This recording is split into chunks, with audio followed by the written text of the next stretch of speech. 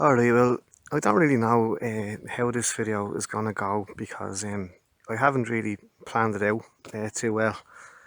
As usual, I'm just out for a walk and just kind of gathering my thoughts. And I realised that one of the last videos I made there about was, don't kind of make the same mistakes as I made as a piper learning. Basically, I'm not gonna go through it all again because like the last video took an hour. So if you just want to listen to that one, you can listen back over it. But basically, in essence, what it was I basically I've wasted the last 20 odd years of my life in well, as far as piping goes. I kind of briefly outlined that basically I okay again, just for the fear of repeating myself, just for anyone that hasn't heard any of my other videos before, I took up the Bowron when I was about 12, 13, and then I took up the uilleann pipes when I was about 15, and I got about 5 years worth of lessons on them until I was about 20, and I really struggled with uilleann pipes, and basically I gave up uilleann pipes at the age of 20, and instead I went over onto the Scottish Highland bagpipes, which I got on okay with. And so I went through a sort of a burst of kind of learning and enthusiasm for Irish music, if you like, say between the ages of about 12, 13 and about the age of 25. So, but really, that was kind of it though. Yeah, I just went through this flourish and a flurry of learning and enthusiasm and learning the Bowron, then getting the grips, the basics of uilleann pipes, then transferring that over onto Highland Scottish bagpipes. Kind of basic kind of tunes and basic songs, and I was in a little a folk group band, and we did lots of ballads and Irish music and stuff like that. But basically, kind of by the age of about 25, that was kind of it, like really. And it really dawned on me when I turned 40. Like I sort of said to myself, like, you know, if you could meet yourself again, if you could travel back in time now that you're 40, if you could go back in time and meet your 20-year-old self. Hang on, I'll just put my hood up. There's just a little bit more shelter from the wind. Breeze. Yeah, like, so I was saying to myself, imagine you're 40 and you're meeting your 20-year-old self, and then you say to yourself, right, what do you think it'll be like in 20 years' time? And my 20-year-old self would say, well, yeah, if we keep going like I am now, if we keep practicing and learning new things, in 20 years' time we should be fairly good. By the time I'm 40, I should be like, quite good. But then I realised that then, like when I did turn 40, that I wasn't anywhere near where I kind of hoped I'd be, or thought, or expected I'd be. And that I was very kind of disappointed in myself, and basically like ashamed of myself, that I look back on the last 20 years and I didn't really learn anything. Well, I gave up learning at about 25, and I didn't do fucking hardly anything. Like, only, and I realised that basically I'm still playing when I was 40, I was still playing the same repertoire of songs and tunes as what I was playing when I was 25. And I never really progressed on from that. I learned the odd little thing in the meantime, the odd tune and the odd song in the meantime, but nothing major. And so yeah, I had this big sort of introspection, kind of reflection kind of thing about 2 years ago. I'm 42 now. And I was really disappointed in myself. And so, look, I made a whole long video about that as to the reasons why and what happened and all that sort of stuff and how I kind of got out of it. So I just said to myself, I'm never letting that happen again. So I don't want to look myself in the face when I'm 60. I'm 42 now, so right, imagine, so I'm going to do it again. I'm going to give myself another 20 years. And when I'm 60, I don't want to look myself in the face and say, well, what did you do for the last 20 years? Like, oh, did you waste them, or did you squander them, or did you use them the last 20 years? Good. So I don't want to let myself down again. So basically, I decided to myself, right, well, this has to change. So I'm going to make something out of the next few years. Like, I'm not too old yet. So here I am now, and I said in the last video that I'll try and explain what I'm doing or how I'm doing it, and have I made much progress. And I'm 2 years into it now, and I'm quite happy with the last 2 years. So I just thought I'd share these few thoughts with you as to what I'm doing and how I'm doing it and how I'm getting on, making a plan. And it's all kind of gathering together. Like, it's a grown thing in the last 2 years. I started off very basically, and I've kind of incorporated different things I didn't really expect, and it's kind of heading in different directions as well that I didn't really wasn't sure whether it'd go in or not, and all. So I just want to tell you sort of what I did, and what I'm doing now, and how I'm getting on with it. And hopefully this video might, I don't know, inspire you or give you a bit of help, because I'm not joking, right? In the last 2 years, I've made more progress than in the last 20. So there you go. I've made, like, 2 years into the 20 years, I've made 10 times more progress in the last 2 years than I had in the previous 20. So yeah, I just want to share with you what, like, what I sort of decided to do and how I'm doing it and how effective it is. And so I'll just sort of start at the basics. For any of you who hasn't heard this one before, it's a real killer of a thing to hear this when you're only learning the pipes. And I know, I don't even know whether I should say it to you or not, but because when I first heard it, I just got such a fucking kick in the stomach that I went, nah, this can't be. But I don't know, there could be a bit of truth to it. So, and yeah, don't squander the next 21 years. So here goes. Now, I've heard this different ways. When you take up the pipes, I've heard this sort of about 2 or 3 different ways from both Ireland and Scotland, and I think some ways are nicer than others, so I'll just tell you them, right? But anyway, the way I heard it first was that, right, when you lift the pipes, right, for the first time, it's gonna take you at least 21 years to learn them. Now, when I heard that first, I was about 15, and to me, like, 21 years was like, just, I couldn't kind of fathom. When you're a 15-year-old, like, 21 years just seems a whole lifetime ahead of you. And I was sick to my stomach when I heard it. Like, I could have cursed your man that told me that, because maybe that's what put me off in the beginning. When I heard this, it was really, it's just so daunting.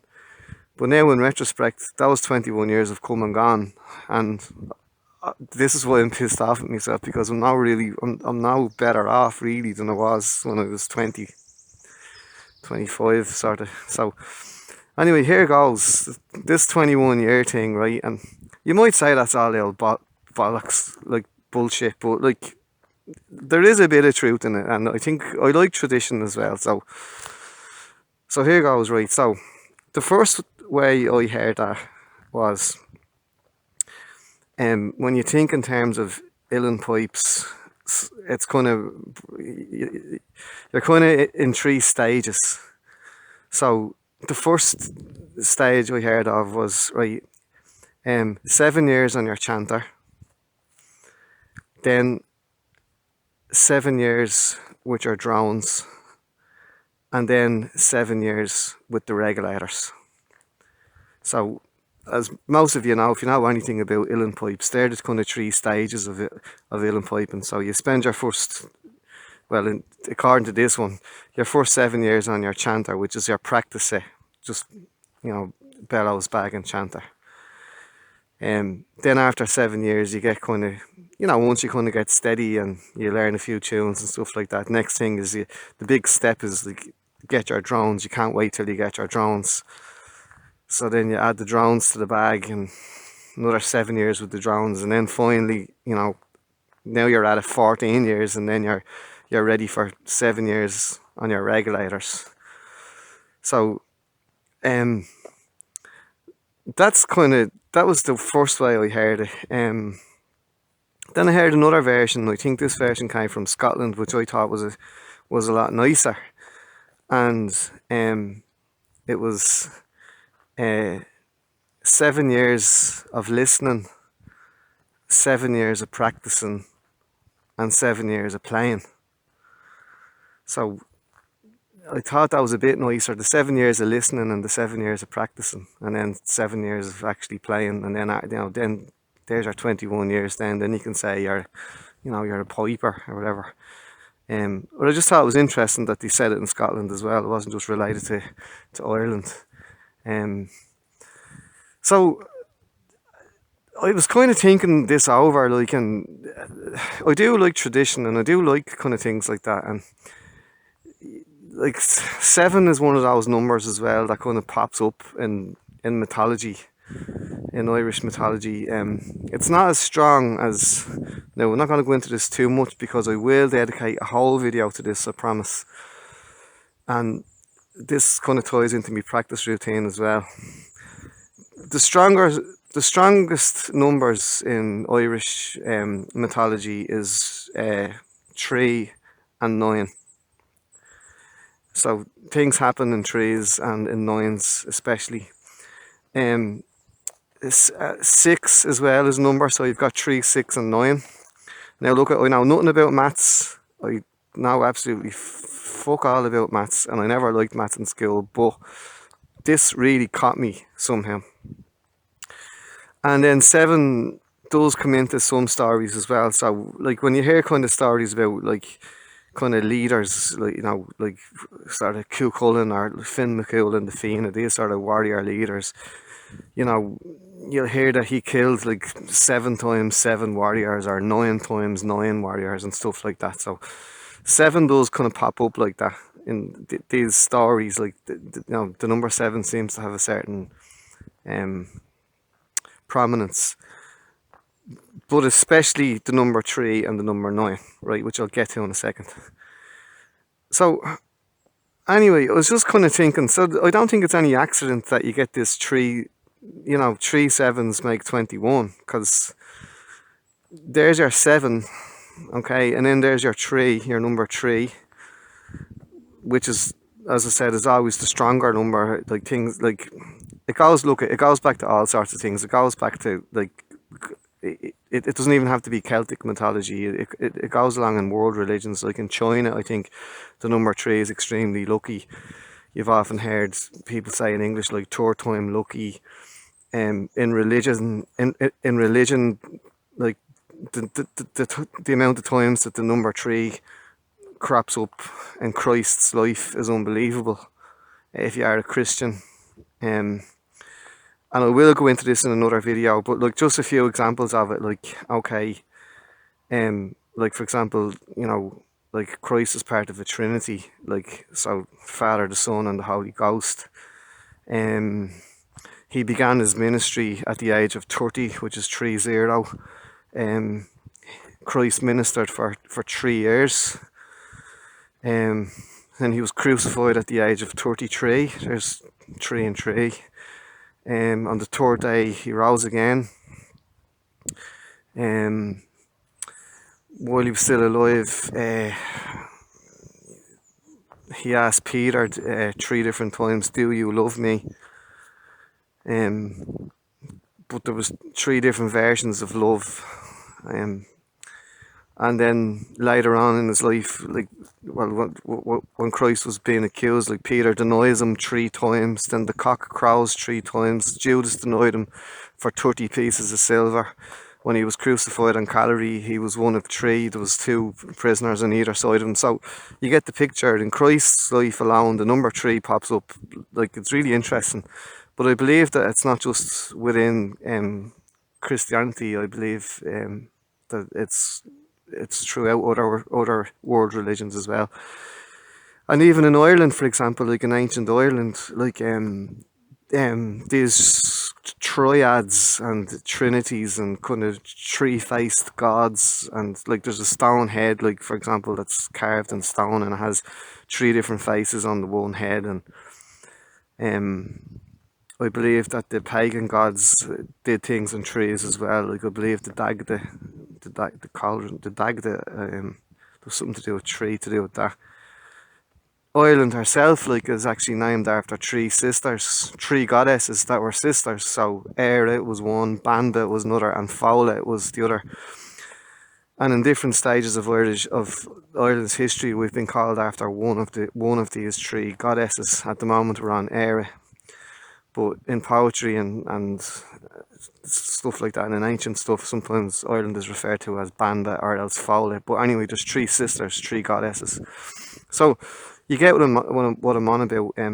But I'm only like really scratching the surface there. Like, I can go on for fucking hours about that, which I will. I'll talk about that in another video.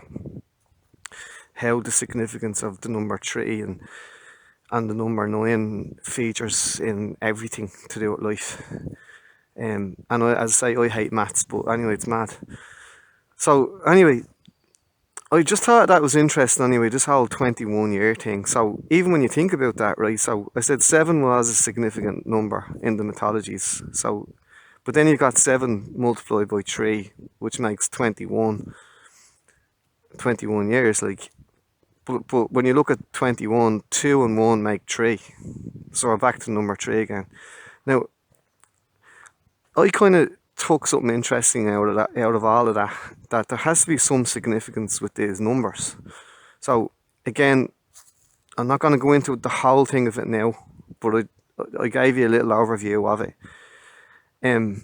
So if you just think about there what I said about the number 3 and religions and Christ's life and luck or power or whatever, as in manifesting itself in the number 3. Think about it this way. 3 multiplied by itself gets 3 times stronger than itself, and that's what brings you up to the number 9. So the number 9 is like 3 times more important than the number 3, and I could go on forever about the number 9. In the next video, I'll do that. But like, 9 is the highest of all singular numbers. You might say, what are you talking about? It's not like there's numbers going into infinity. Yeah, but singular numbers, like, so, you know, the highest number after, the next number after 9 is 10, but 10 is made up of a 1 and a 0. And 11 is made up of 2 1s. So 9 is the only is the fullest number. It's the strongest. You know, it's. I hope you understand what I mean. Like, 9 on its, like, any other number in the world is made up of several other digits. But so like 265 is like 2 plus 6 plus 5. But the number 9 is the, like, it's the last number that you get to before you need other numbers with it. So another little brief thing about 9, everything that you multiply by 9 adds back up to 9 again. No matter how long the result is, if you add back up all the digits of the answer. So real basically, like, 9 times 9 is 81, so 8 plus 1 equals 9. 9 trees are 27, 2 plus 7 equals 9. But that goes on forever. If you multiply like 5,783 multiplied by 9, that big string of digits, when you add them all, but when you add one digit to the next, eventually it gets you back to the number 9. So everything you multiply, but like, 9 has this thing about infinity in it. and it doesn't need a zero to do that, so it's mad. Anyway, I'll make a whole other video about that. It's even to do with like the dimensions of the earth. It's even got to do with time. It's got to do with angles, like the the four corners of a square.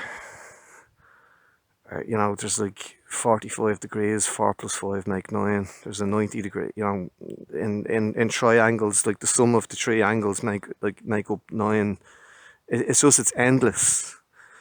The distance from the Earth to the Sun adds up to, it's just, I won't go there, so you need a whole other video, like ages to tell you about that. Anyway, just take my word for it that there's some great significance in the number 9. And even in ancient Ireland, and I'd love to come across it. It's in one of my other videos. It's in one of the earliest videos that I ever made. It's one of the longest ones I made as well. About kind of it's a very long introduction to the kind of ancient history of the bagpipes in Ireland. And I talk about this. It was one of the first ever references, to bagpipes ever in Ireland. I think, was it? I just briefly forget now which legend it was. I don't know whether it was the destruction of Dad Derga's hostel, or was it the one about Bauer na Brina, or was it the one about the games of, was it not the Talchin, was it the Talchio games? Or it doesn't matter, because I went into it in great detail. But again, this number 9 pops up to do with these. There were either 3 pipers or else there were 9 pipers in this story.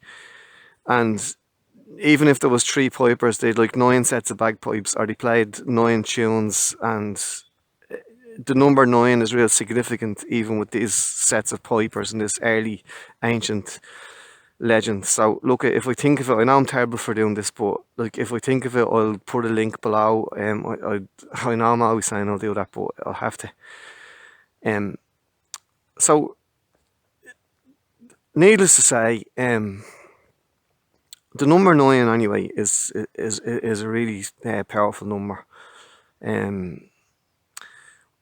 Look at even Freemasonry as well. Like as far as I know, the address on any Masonic lodge has number 9 on it, and it comes into Freemasonry as well. So I was thinking there about 2 years ago. I thought, well, do you know what? I'm going to utilize this, right? I'm going to use the number 9, and this is my basic trick, right? And it just works. Right, I love anything that's simple and works. I know I ramble on for ages and it takes me ages to get to the point, and I waffle on a bit, but this just works. It simply works. So, what I do, and my advice to you is this, right? I decided 2 years ago that I said, right, I said, you've done this whole thing of the 21 years.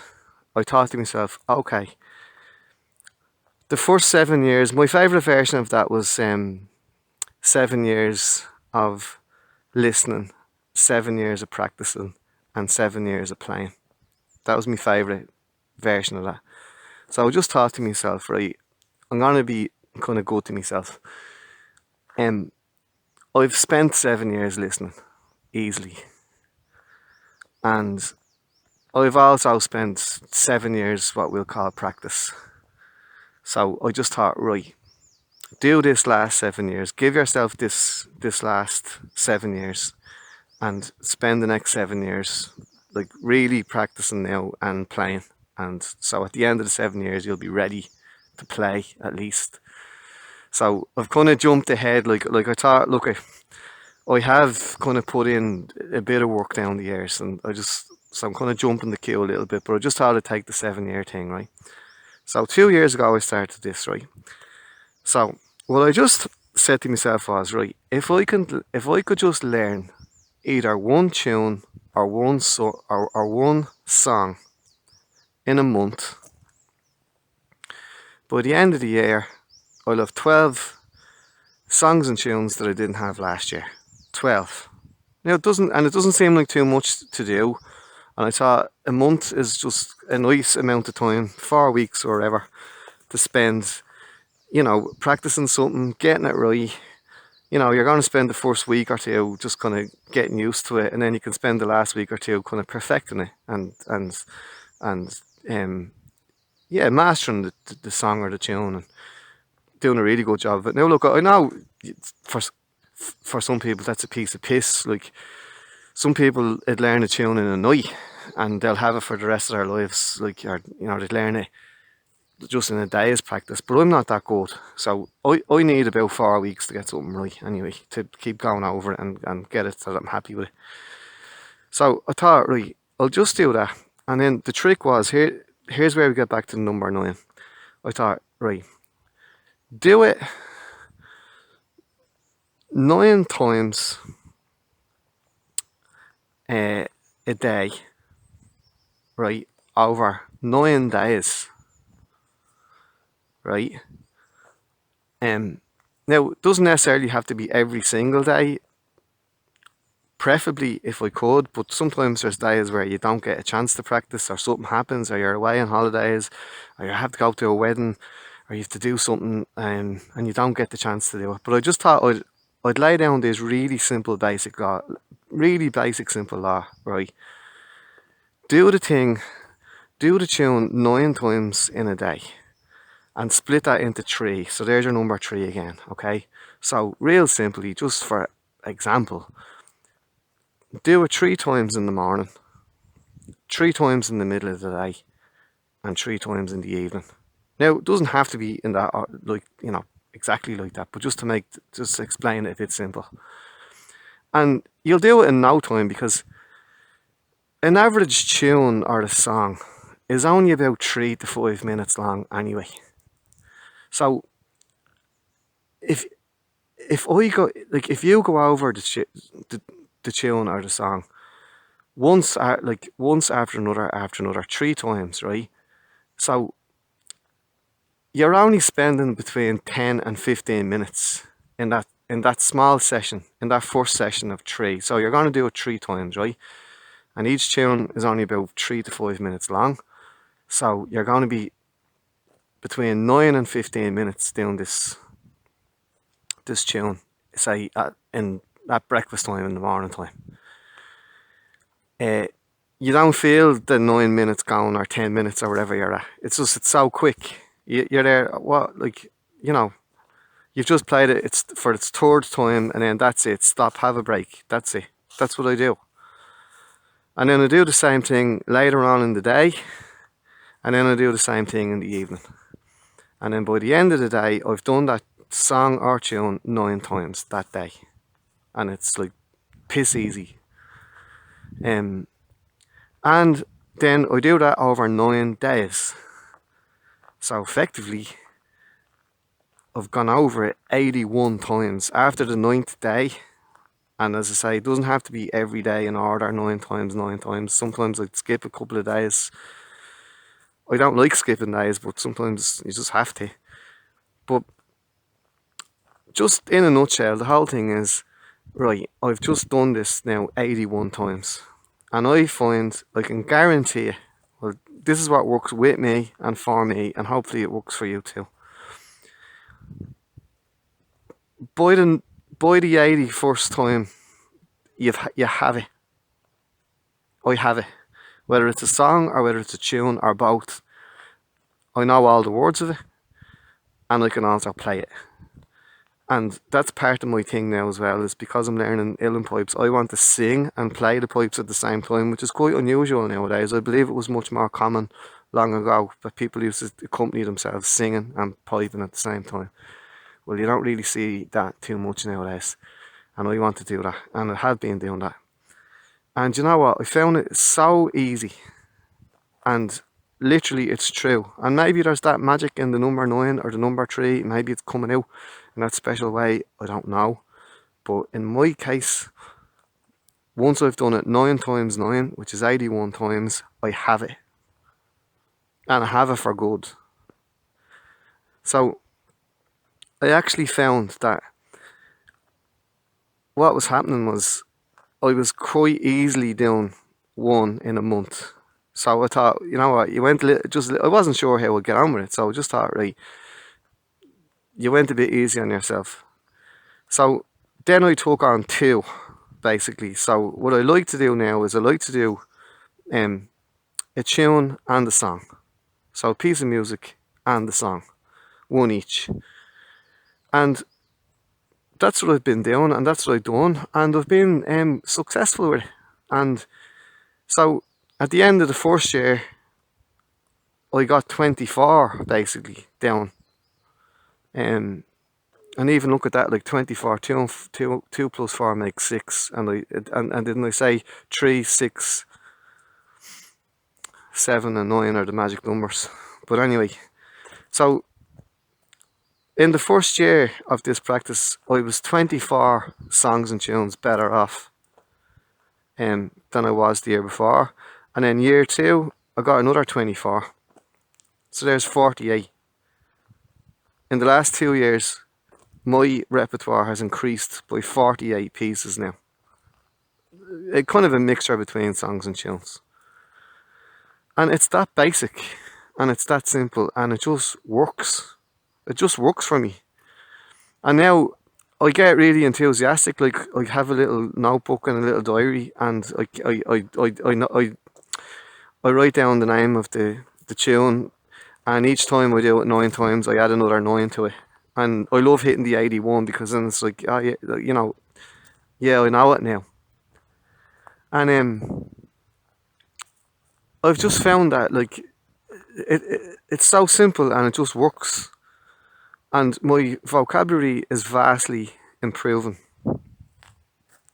Hang on a second. Now, sorry about that. I just thought I hit off the wrong button there on this record thing. So yeah, that's basically it. So I started off doing that, and it's been a great success so far.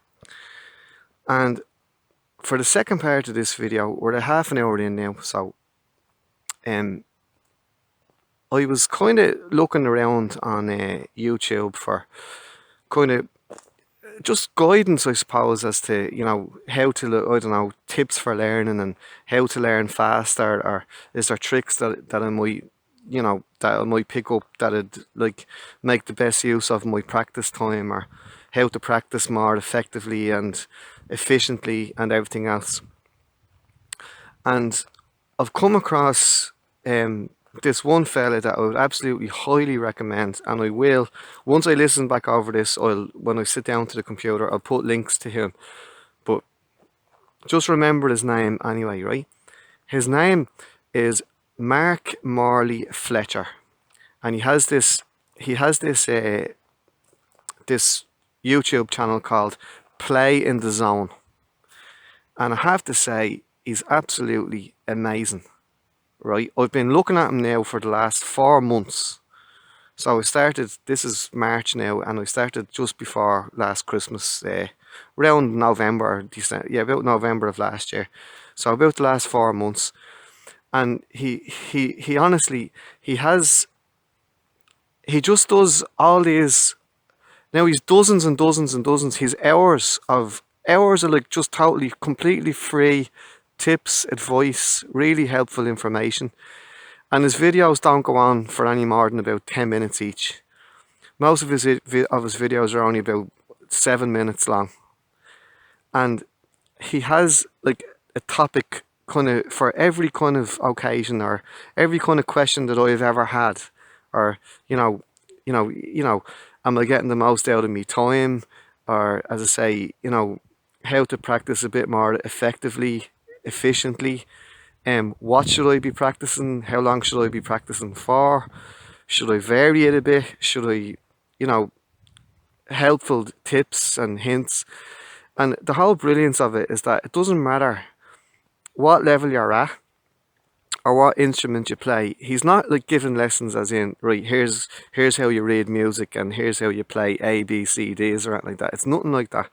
It's just all about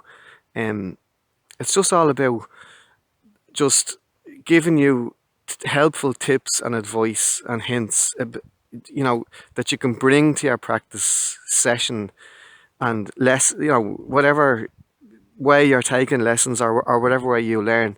Like, as most of you probably know by this stage, I can't read music, and to be honest, I've no intention of reading music either. I've never had to read it in the past. And anyway, in ancient times in Ireland, the traditional way for learning music was by ear, and it was. I've done videos about this before. The tunes and the songs were sung to you, or either with basic words and phrases and sentences. Then of course there were more complex songs. There was Cantaracht and Puerto Bail.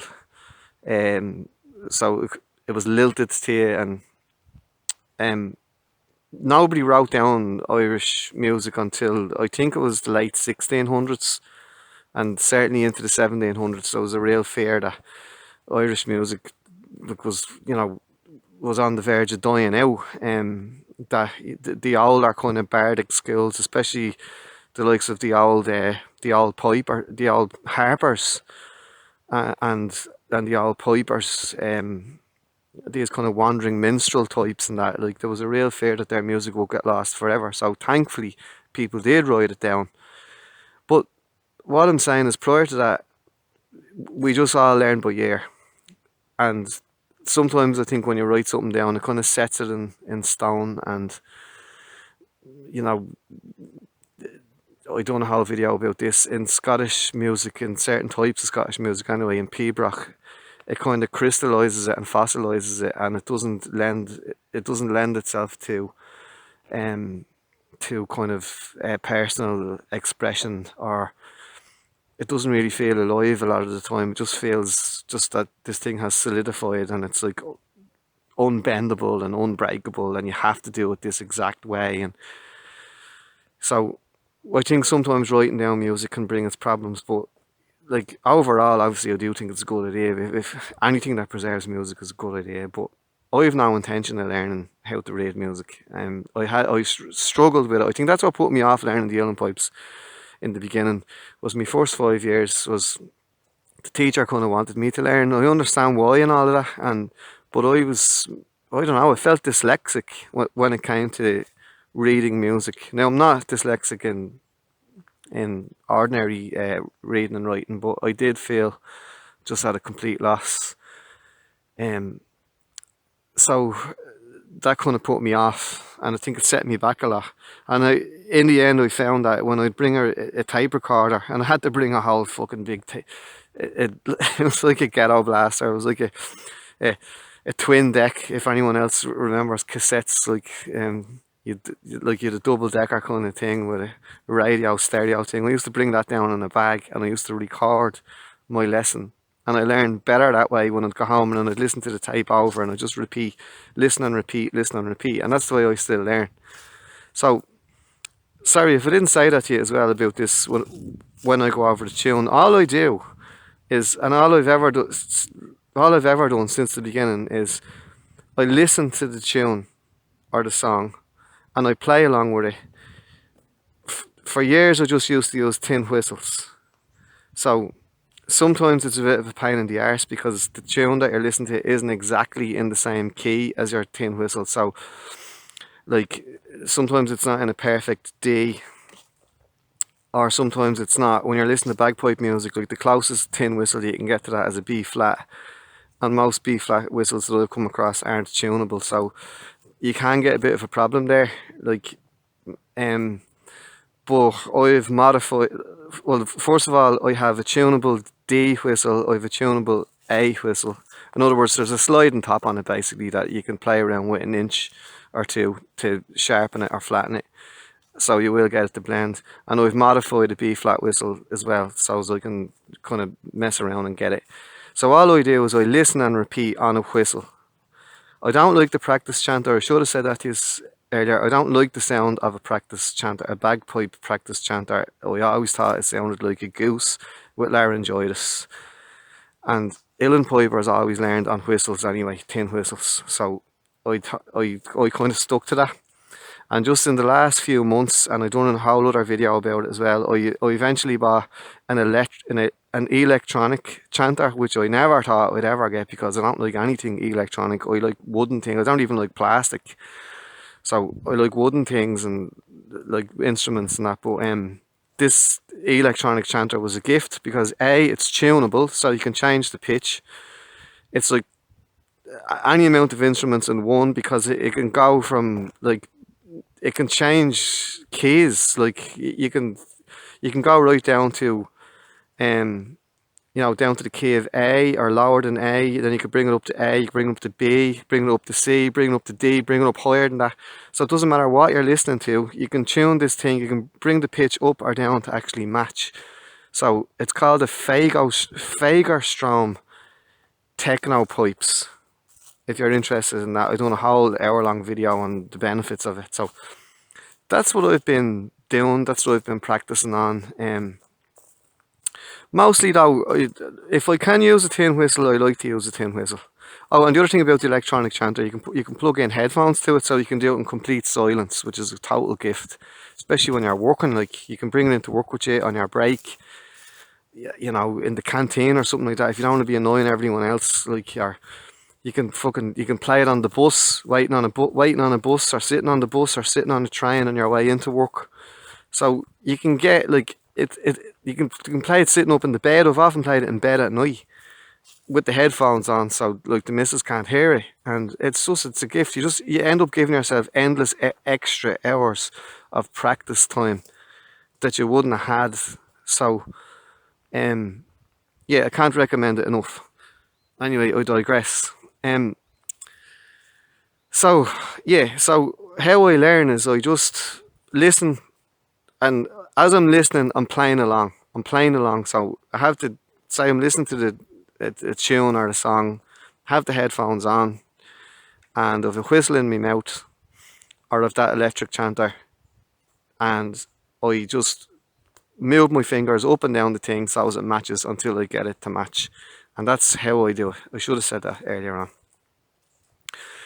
But anyway, back to this man. This man, Mark Morley Fletcher, he's fantastic for all these like little nuggets, these golden nuggets and tidbits of priceless information that will help you in your practice.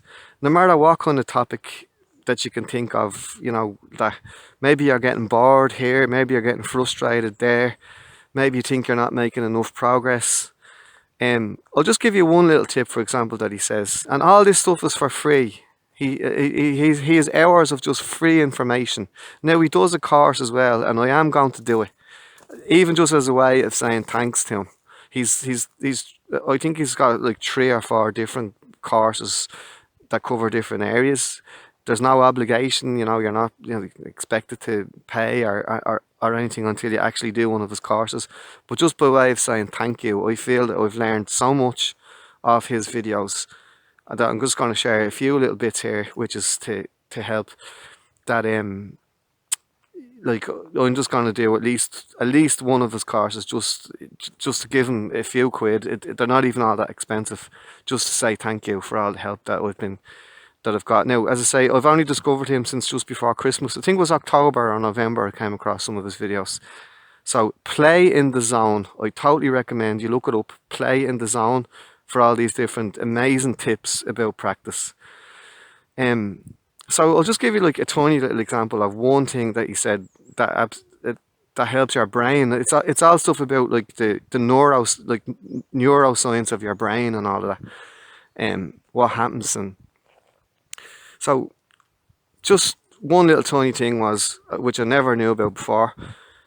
He said that if you say you've just played a piece, could be a simple piece, could be a bit more complicated.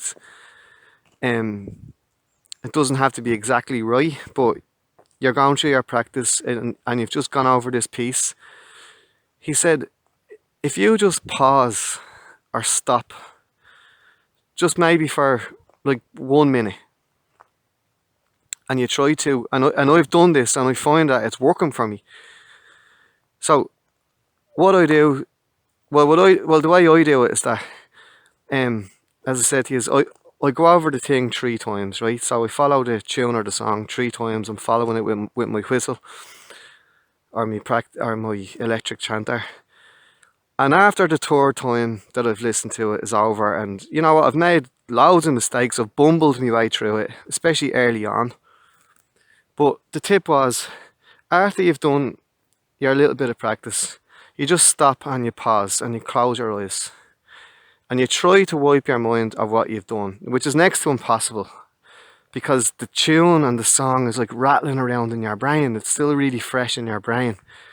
And when I try to clear my mind of thoughts, what I just kind of think about is snow falling on a field. And then the field is turning white with the snow going over it. But even though I'm trying to clear my mind of thoughts, that tune is still kind of there. But the way he explains it, and I can't explain anything like the way he does. That's why you need to watch him and his videos. What he's saying though is that your mind is finding pathways through your brain of that tune. And it's looking for its quickest way. Like it's starting to sink in, and your brain is processing this much faster subconsciously than you can actually think about it like consciously. So it's ripping along at like, maybe it's going 20 or 30 times faster than your thoughts are, and it's processing those steps, those different phases of the tune or of the song. All the lyrics are flying around through your head. When the song rises, when it falls, the patterns in the music, the patterns that your fingers should be making, touching the holes. Your brain knows, because when you know at the time, when you're practicing over it, you know when your finger has hit the right hole, and you know when it has hit the wrong hole, or covered the wrong hole, or you've made a bit of a blurb there, or a mistake. Well, your brain knows that. And then hopefully the next time around you might get it, you might get it right the next time, or else you'll get it right the third time or the fourth time, and I can guarantee you by the 81st time you will get it right. But what's happening in your brain is that your brain already knows the right one from the wrong one. And it's just your finger needs the muscle memory. So it's kind of both. It's like muscle memory, physical muscle memory of your fingers and your limbs, but also your brain is a muscle as well. It needs to exercise as well. And there's all these like neuro paths and trails, and your brain is mapping out that tune, and it's joining up all the dots. It's like jumping across stepping stones across a river to get to the right. So you can jump across that stepping stone there, and the next one there, and the next one there, and before you know where you are, you're across the river where you wanted to be. But your brain is processing that like 20 or 50 times, who knows, faster than you can think about it. So if you just stop for like 1 minute after your practice, just let it sink in, try to clear your mind, but just your mind starts just working on its own. If you stop for like 1 minute, right, if your brain is running like 30 times faster than you're actually able to process the thoughts, which I believe it is a really rapid thing, that 1 minute has just bought you 30 minutes extra of practice time. So just by you pausing for 1 minute is after gaining you an extra half an hour in the practice room. And all you had to do was sit there and do nothing and just try not to think. So I have found that this is working for me. I honestly now, the more I'm doing these little techniques that he's talking about, and they don't kill you, they're actually enjoyable. The quicker that I'm learning, and the more I'm able to process, and the more I'm learning, and the more I'm enjoying it. So that's like one little tip that he gives, and there's just endless tips like that really help you. Like, now there's another thing that I want to talk about, and hopefully I can squeeze it in the next 10-15 minutes, because I don't like making these videos go over an hour long. But the other one that has really helped me with him and his videos, and listen, I'm not getting anything for promoting him or anything like that. In fact, as I told you, I haven't even started his class yet, which I said I would, but just, even as a way of saying thanks. But I know that I would benefit more out of, like, he's given so much stuff away for free, but for a small price, I know that I could learn a whole lot more, like from his actual classes. Like, just a second now. But one of the main things that I've taken out of him and his videos, and what's helping me in my practice, was he talks about coming up with a practice plan and a vision and goals. Okay, and just real simply, as I say, I can't say it exactly the way he says it, but it makes so much more sense when you just watch his basic videos. As I say, they're only 7 minutes long, 10 minutes long at the most. But what I've gathered out of this, and what I've been working on for the last 3 months now, at least, or 4 months, is this idea of this vision and a goal, and goals and a vision and a practice plan. And really what that means is basically what you should have in your mind, right, as a learner on the pipes. Okay, have a clear idea in your mind of what kind of a piper do you want to be. Okay, so what, you know, where do you see yourself in, like, in my case, as I said to you, I've done, I'm doing this 7 year thing, so I'm already 2 years into it. So in my case, I've got 5 years to go. Okay, well, I really have a 10 year plan, but basically, my vision is in 5 years' time, and I'll just tell you how I explain it. Like, what's my vision, and you listeners, you are going to have a different idea, but you just need to think about it, because you need a sense of purpose, and you need a sense of direction to get to make progress. Else you're going to meander all over the place, and you're going to head off in different directions, and you might just get lost. And maybe that's fun for a while, but most of us need a sort of a sense of purpose and direction and whatever. So for me, I had to ask myself, well, right, what kind of a piper do I want to be? And equally as important, what kind of a piper do I not want to be? Right? So have a clear sense of purpose. So I know what I don't want to be. And what I don't want to be is, I don't want to be like, and I don't mean this disrespectfully or whatever, but I don't want to be like another session musician. I don't want to be just going up to some pub and joining sort of someone else's session and playing a whole repertoire of tunes that is someone else's tunes. It's just kind of not me, and it never really was. I very quickly kind of found that a little bit intimidating, and there's always, look, I'm not saying it has to be intimidating, but there was always kind of someone in charge of the session who was kind of the king of the ring, and yeah, you'd enjoy a lot of the tunes, but you're only just kind of playing just to keep up with the others. That was never really for me. So I don't want to be a session musician. I don't want to be a session piper. I don't particularly want to be a piper in a marching band, in a bagpipe band that's going out and winning competitions and being competitive, and the whole marching band scene. Okay, I did it for a little while and I enjoyed it as a very amateur beginners. I was, and I learned off the other pipers, and we weren't a competition band, and I learned how to march, and I'm not saying that I don't appreciate all that stuff. Of course I do. I'll be forever grateful to it. But I don't want to be a kind of a pipe band piper either. So that's, and especially not into competitions, that competitive thing with big bagpipes and pibroch and what grade you are and all that. I'm not interested in that. What I want to be is a solo piper. I know what I want to be. I'd be happy being a solo piper, like the gentleman pipers of old that played, that gave renditions, and they were kind of put up with by the aristocracy and that, and they were patronised or patronised in the good sense of the word. In other words, they were given a few bob money. You know, at one time they were given food, shelter, clothing, you know, and so people graciously welcomed a piper or a harper to their village or their town, and they were looked after, and then they went on to the next place. I like the idea of that.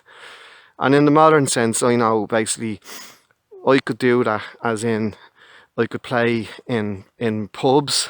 You know, I'd be just quite happy sitting on my own in a corner in an old-fashioned wooden tavern, wooden pub that's sort of old-fashioned, a glass of ale on the table, and a few quid in my pocket, and just playing for the entertainment of the people. I'm quite happily busking as well out on the street, and so I get to have it my way. I get to play what I want to play, and I know also what I want to play.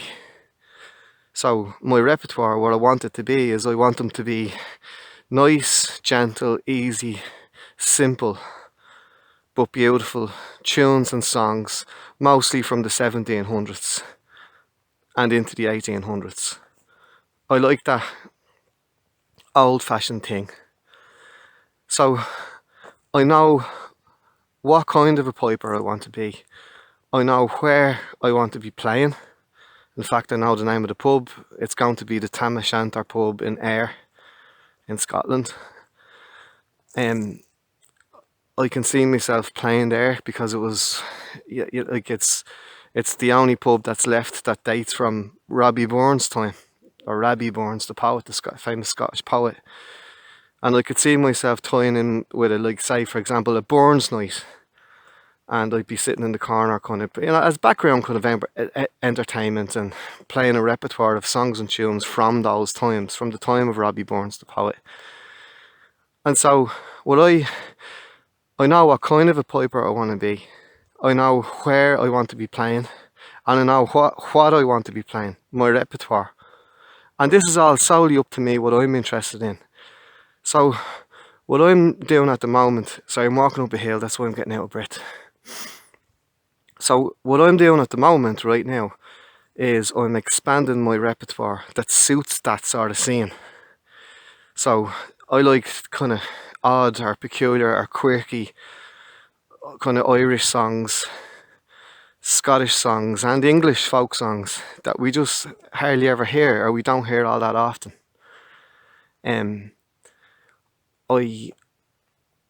I want to be able to play on 3 different kinds of pipes. So my world has been between going from an uilleann pipe to a Highland bagpipe to a Scottish small pipe. And I want to bring that full circle. I want to go back on uilleann pipes, which I'm starting to do now. I'm starting to go back on uilleann pipes. And there's also a 4th bagpipe, if you will, which I've kind of covered before. Talking about it, as many of you will have heard of the pastoral pipe, which was kind of the forerunner of the uilleann pipe. I've done a few other videos about what is a pastoral pipe and the type of music and repertoire that was played on the pastoral pipe, so I'm interested in that. The pastoral pipe was kind of played throughout late 16, early 1700s up to the late 1700s, and by the early 18 to mid 1800s it had sort of evolved on into an uilleann pipe. So I'm interested in those kinds of pipes. I'm interested in, so for my kind of vision of myself, it's I'm going to be playing bellows blown pipes, I'm going to be playing Scottish small pipes, a pastoral pipe and an uilleann pipe. And I want to be playing a repertoire of pretty much centred around Ulster Scots idea. But in other words, geographically, Ireland, Scotland, England. I don't really know any Welsh folk songs in English, unfortunately. Maybe I might hear some interesting Welsh tunes along the way.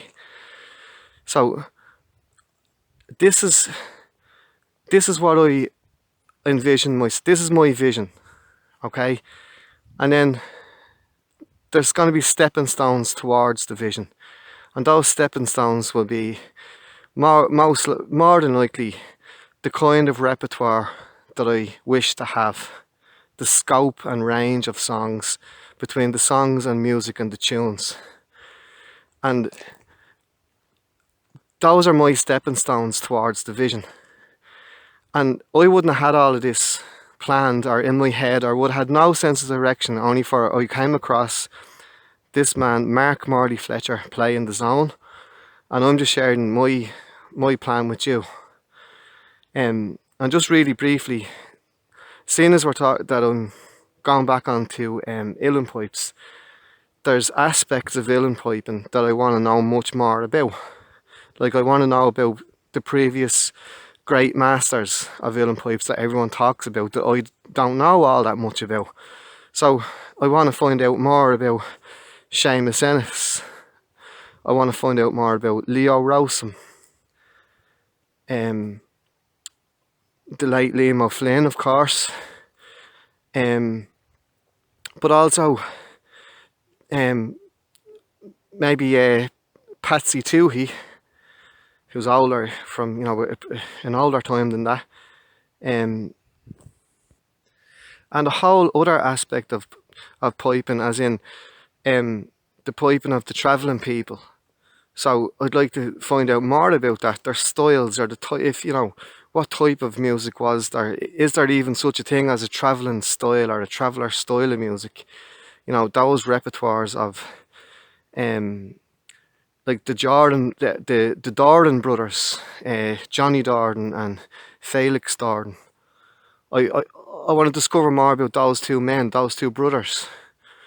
I wanted to, because Paddy Keenan said he was influenced enough. Paddy Keenan's father was influenced by the Dordans, and then Paddy Keenan is one of my favourite pipers as well. Done another video about him. Then you've got Finbar Fury, his repertoire of tunes, his father's Ted Fury's idea, and some current travelling pipers today. It's a whole other aspect of piping that I'm very interested in, because they do have a slightly kind of different tradition musically and everything else than settled people have, and I'm very much interested in that. And there are songs and tunes that are kind of unique to the travelling people that maybe the settled people didn't kind of keep going, or kind of forgot about them, and stuff like that. So there's whole facets of piping that I want to learn about. And then eventually, when I go through all the past, I want to go through the past greats uilleann pipers. My plan at the moment is to spend at least 3 months on each piper. So I'm going to start with Seamus Ennis. And then, as the years roll on, I've already planned into next year will be my year of the travelling pipers. So I'm going to study those.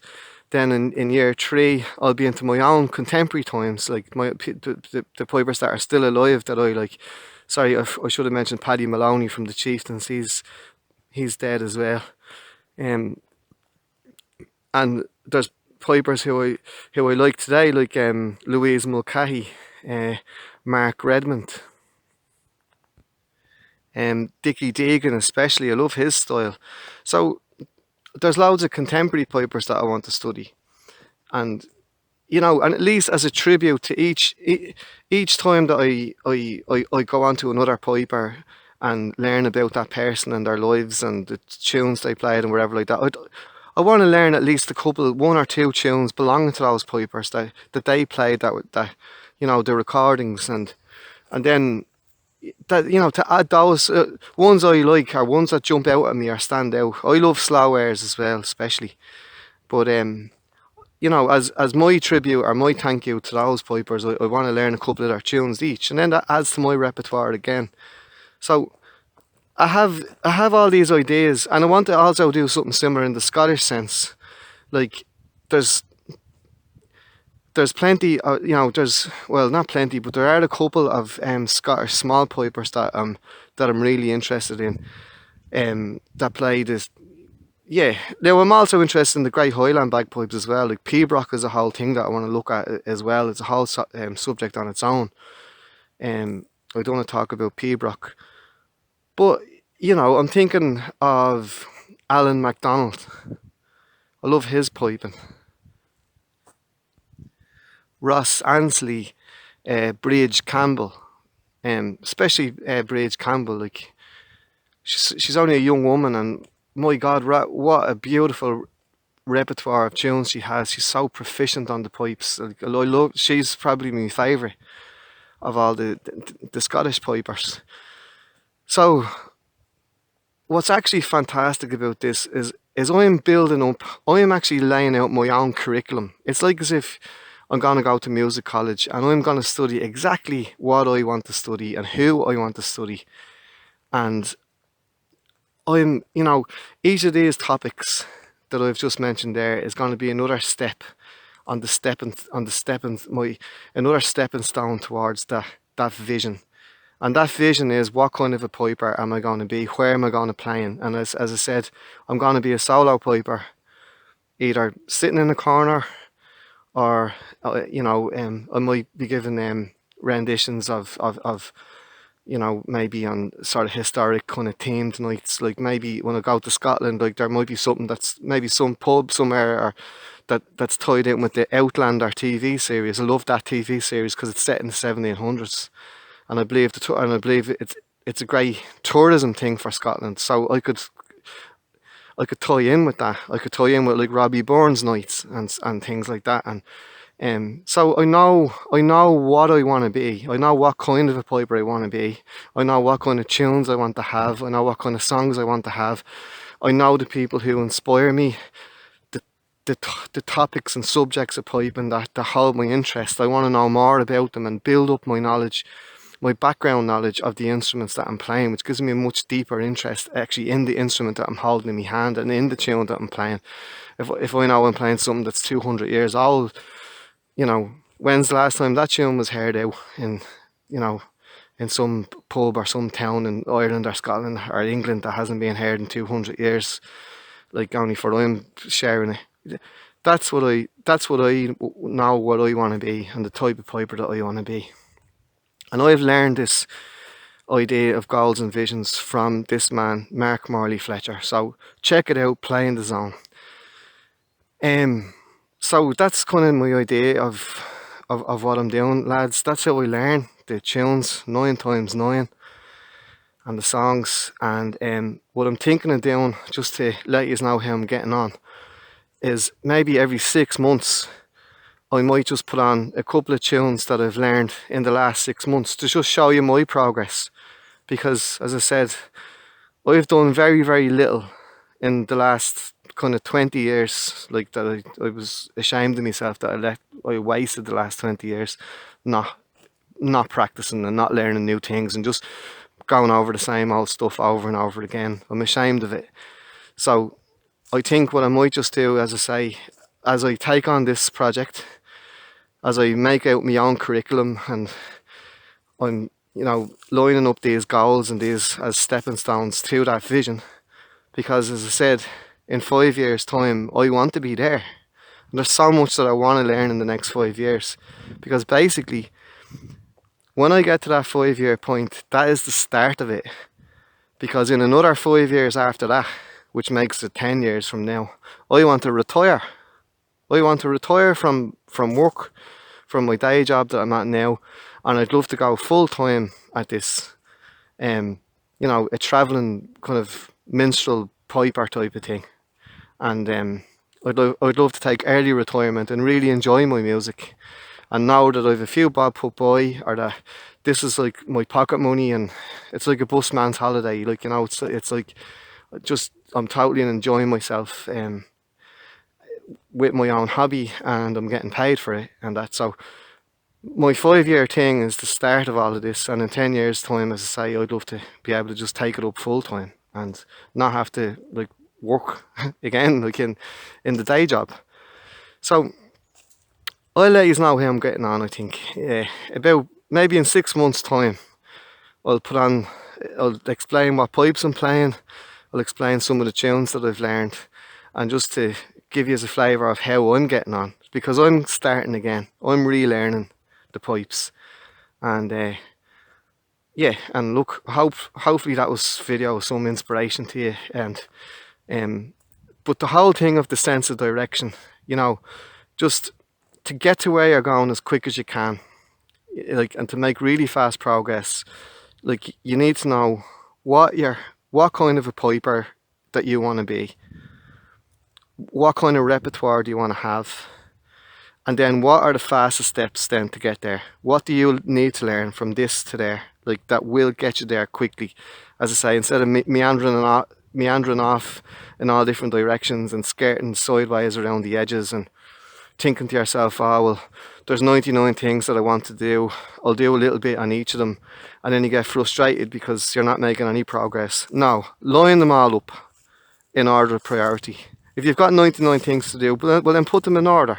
This week I'm going to do this, next week I'm going to do that. In 99 weeks time, which is how many weeks in a year? 52. So in 2 years time, you will have gone the 99 steps. Do you know what I'm saying? So, you know, are your goals like lining up to get you to your final goal, which is your big vision? You know, are they lining up to get you there the quickest and the most efficient way, instead of sort of floostering around and fucking about, like doing the bits of this and bits of that and getting nowhere? That's the sort of stuff that I'm learning now. And anyway, hopefully I can sort of bring you along with me, or show you how I'm getting on, and as I say, hopefully you found this video a bit of a bit of a help. So please do check him out for more of those tips. I can't even begin to say how much I've learned so far. Mark Morley Fletcher, Play in the Zone. And if he's listening to this, I really want to thank him heartfelt and in the highest regard. And I promise I am going to do one of the courses. Like, not that he expects it, or he doesn't. He's given so much for free, but that'll be my way, just of even saying thank you for what I've learned so far. Now, obviously, it goes without saying just there that, like, that's my vision and they're my goals and my stepping stones. So, like, you have your own one. You're your own person, and you're going to be your own piper, and you have your own ideas of, you know, of what you want to do and the type of piper that you want to be. It's not like I'm trying to encourage you just to be like me or something like that. That's what's wonderful about this is you get to map out. You get to create your own college. You get to create your own curriculum of what you're interested in. And just by watching, all I'm saying is that by watching his videos, like, he helps you to kind of plot, you know, your kind of route map to where you want to go and the type of piper you want to be and the types of tunes that you want to play. And it could be vastly different to what I've said, but, like, you know, I hope that kind of goes without saying anyway. Okay, so that's about it. As I say, I really encourage you to watch some of his videos. Mark Morley Fletcher, Play in the Zone.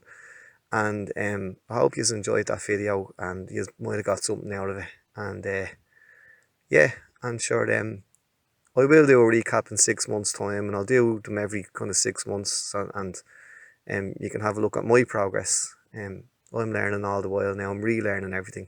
So that's it. Thanks for listening, and sure, I'll talk to you again soon.